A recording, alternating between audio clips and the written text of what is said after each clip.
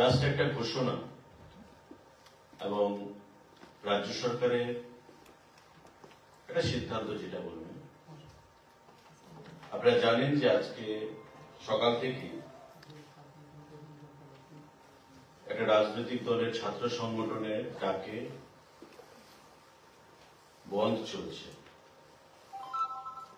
এবং তাদের যে দাবি যে কোনো একটা ভাষাকে নিয়ে, একটা হরফকে নিয়ে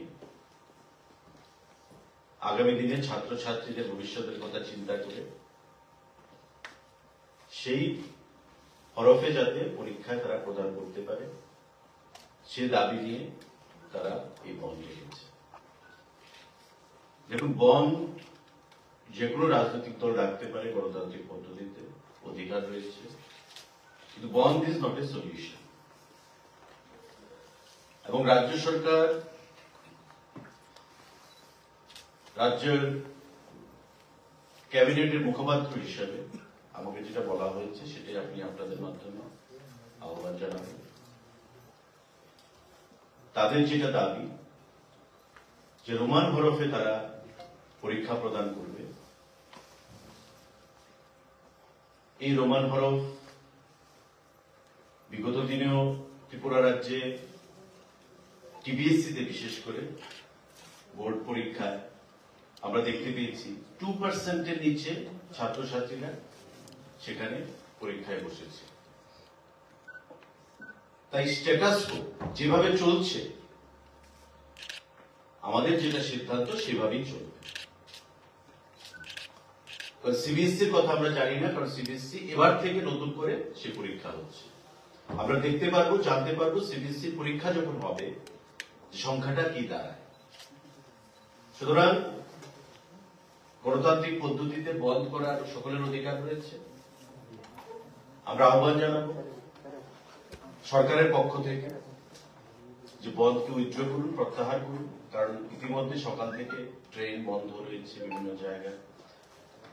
শহরে তার প্রভাব না থাকলেও গ্রামে গঞ্জে সাধারণ খেটে খাওয়া মানুষের সেখানে অসুবিধার মধ্যে পড়তে হচ্ছে। তো সেই জিনিসটা কাম্য নয়। এটা রাজনৈতিক দল হিসাবে বা সংগঠন হিসাবে প্রত্যেকের যেমন অধিকার রয়েছে বন্ধ রাখা, ঠিক তেমনি মানুষের অভাব অভিযোগ, মানুষের সুবিধা অসুবিধা, সেই কথাটাও কিন্তু আমাদের ভাবতে হবে।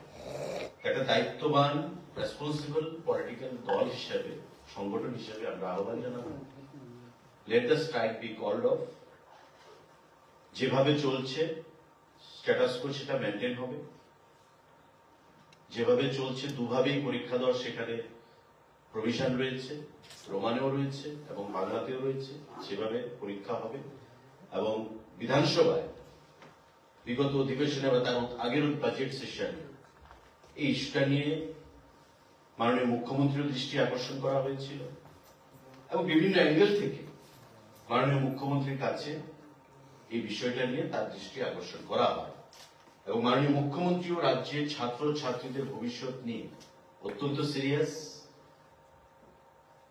আস্থাশীল, শ্রদ্ধাশীল এবং উনি কেন্দ্রীয় সিবিএসসির চেয়ারম্যানের কাছেও ব্যক্তিগতভাবে গত বিধানসভার অধিবেশনের পর চিঠি লিখেছেন, কিন্তু এখন পর্যন্ত কোনো রেসপন্স সেখান থেকে আসেনি।